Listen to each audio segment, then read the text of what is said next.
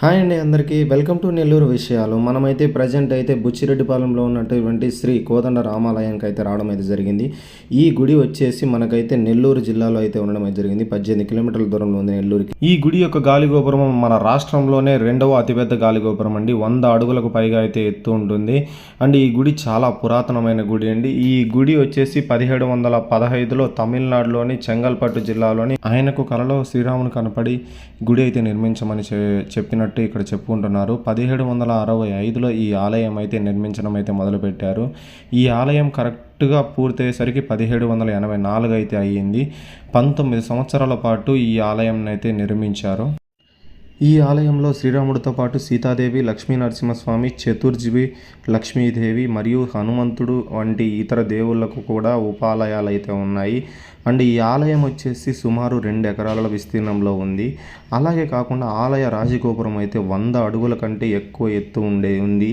And ఆంధ్రప్రదేశ్లోనే రెండవ ఎత్తైన గోపురంగా అయితే పిలువబడుతుంది. అంతేకాదండి, ఈ ఆలయానికి ఒక ప్రత్యేకత ఉంది. అన్ని దేవాలయాల్లో మనం చూసింటాము రాముడికి ఎడమవైపు సీత ఉంటుంది. కానీ ఇక్కడ మాత్రం ఏకైక దేవాలయము కుడివైపు మనకు రాముడికి సీత ఉంటుంది. ఈ ఆలయము చాలా పురాతనమైందండి. అండ్ ఇక్కడైతే ఒక విశిష్టత అయితే ఉంది. రాముల వారు నేరుగా కలలోకి వచ్చి ఈ గుడి కట్టించమని అడిగారు. మనమైతే ప్రజెంట్ గర్భగుడిలో అయితే ఉన్నాము. చూసారా ఎంత పురాతనమైన కాలమైనటువంటి గుడి అండి ఇది. ఇక్కడ చూసారా అన్ని దేవుళ్ళు అయితే మనకైతే ఇక్కడ అందుబాటులో ఉంటారు. మనమైతే ప్రజెంట్ అయితే గర్భగుడిలోని దేవుళ్ళు రాముల వారిని అయితే చూడడానికి వచ్చాము. సో ఇక్కడ మాత్రం మనకైతే ఇంకా చాలామంది దేవుళ్ళు అయితే కొలువై ఉన్నారు. ఇక్కడ మనకు గ్లాస్లో కూడా అయితే మన దేవుళ్ళని అయితే ఉండడం అయితే జరిగింది. ఇక్కడ ఆళ్వార్ల సన్నిధి అని మనకు ఎందుకు తమిళనాడు నేమ్స్ వినపడుతున్నాయంటే ఈ గుడి కట్టించిన వారు తమిళనాడు నుంచి అయితే మనకి ఇక్కడికైతే రావడం అయితే జరిగింది. సో అందువల్ల అయితే కొన్ని తమిళనాడు నేమ్స్ అయితే ఉంటున్నాయి ఫ్రెండ్స్. సో చాలా అంటే చాలా మంచి గుడి ఫ్రెండ్స్. 2 ఎకరాలంటే మామూలు విషయం కాదు. ఇంతే కాదండి, ఈ గుడికి సంబంధించిన కోనేరు కూడా ఉంది. మనం ప్రజెంట్ అయితే లక్ష్మీ నరసింహస్వామి టెంపుల్ దగ్గరికి అయితే వచ్చేసాము. ఈ గుడిలోనే ఉందండి ప్రధానంగా ఈ ఆలయం అయితే. సో మనం ఒకసారి గుడి లోపలికి వెళ్ళేసి చూద్దామని చెప్పేసి నేరుగా ఆయనను దర్శించడానికి అయితే వెళ్తున్నాను. ఇక్కడ శ్రీ లక్ష్మీ నరసింహస్వామి వారు అండ్ ఇంకా అలాగే కాదండి అమ్మవార్లు కూడా ఉన్నారు. సో ఇంతే కాదండి, చాలా అంటే చాలా ముఖ్యమైన పండుగలు అయితే మనకైతే ఇక్కడైతే ప్రధానంగా నిర్వహిస్తారు. మనం గుడి చుట్టూ కూడా ప్రతి ఒక్కటి కూడా చూసామండి. చాలా పురాతనమైన గుడి అండి. ఇది చాలా మహిమగల గుడి అని కూడా ఇక్కడ ప్రజలైతే చెప్పుకుంటున్నారు.